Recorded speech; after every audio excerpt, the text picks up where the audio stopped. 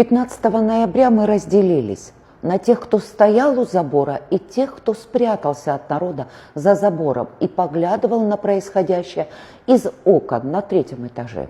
На тех, кто за рейдерский захват Абхазии, и тех, кто за собственные возможности нашей страны и ее народа.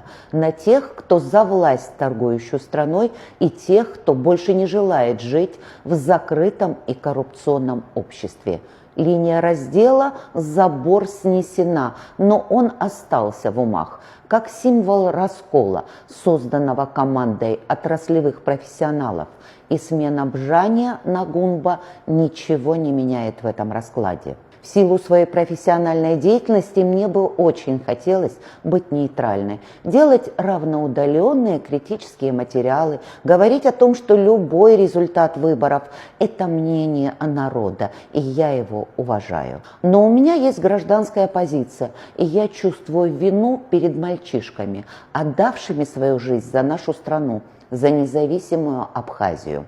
А еще я горжусь нашими гражданами, которые, несмотря на колоссальное давление, зарплаты, самолеты, поезда, визиты, потоки дезинформации и публичные лжедоносы на наших соотечественников с использованием анонимных и российских каналов, отобранные паспорта и реальную угрозу оказаться в списке неугодных уже и в нашей стране не отказываются от идеи независимого государства. Меня коробит от мысли, что кандидат в президенты Абхазии публично занимается лжедоносительством на граждан нашей страны, ветеранов войны, уважаемых и мыслящих людей. Мне сложно понять, за какие такие ковришки можно заставить человека молчать, когда ветерана нашей войны депортируют из сочинского аэропорта, когда у гордости нашей страны Бараса Куджба и его сверстников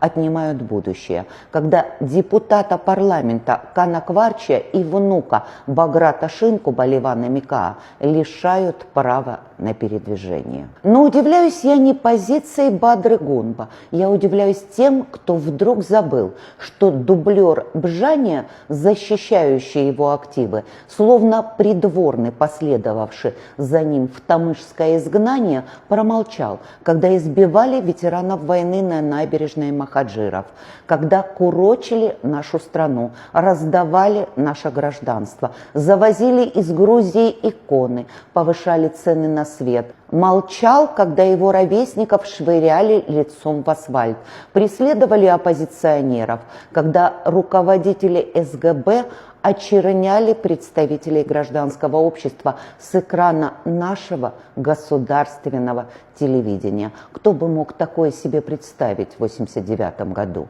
Молчал, когда глава государства занимался лжедоносительством на граждан своей страны, готовил списки депортируемых из России, внушал нашему народу тезис о никчемности. Молчал, когда Следственный комитет России заявил о возбуждении уголовных дел против граждан Абхазии. Почему этот человек с такими мощными связями не спросил, кто в Абхазии позволил себе обратиться с такой просьбой в Следственный комитет другого государства?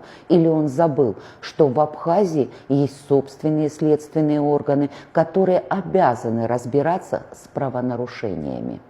Кто этот хороший парень, молча наблюдавший за происходящим? Кандидат в президенты? Вас это не шокирует, не коробит? Я хочу спросить у людей, которые в обмен на отремонтированный фасад дома, латку на дороге, 20 или 100 тысяч рублей готовы продать свои голоса. Зачем вам глава государства, который не защищает интересы своих граждан, который заложил нашу страну под свои выборы? Вы действительно рассчитываете, что этот шабаш обойдет вас стороной и завершится 1 марта? Тогда спешу вас уведомить, что вы наивны. Такого еще не бывало в истории ни одной страны. Сценарий всегда один, а лжедоносчики только входят во вкус. И только в наших силах остановить эту Вальпургиеву ночь, чтобы потом не было мучительно больно за утраченную родину.